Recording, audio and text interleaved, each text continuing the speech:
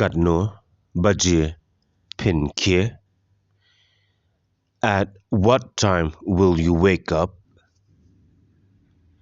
Ngan, khie, no, shiteng.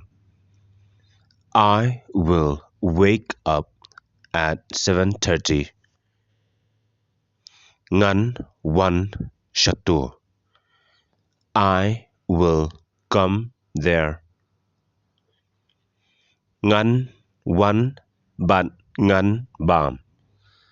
I will come and eat.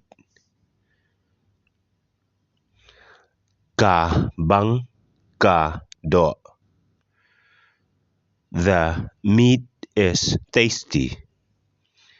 Sniang near dohkha, pork or fish.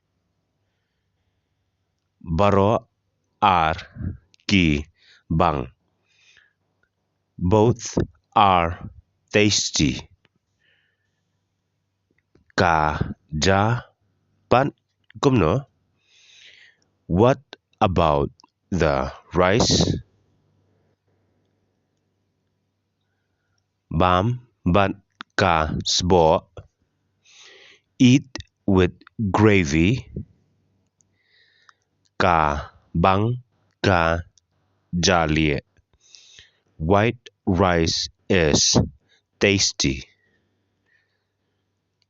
Yanga khambha ka pulaw. For me, pulaw is better. Bam but sohsaw. Eat it with a tomato.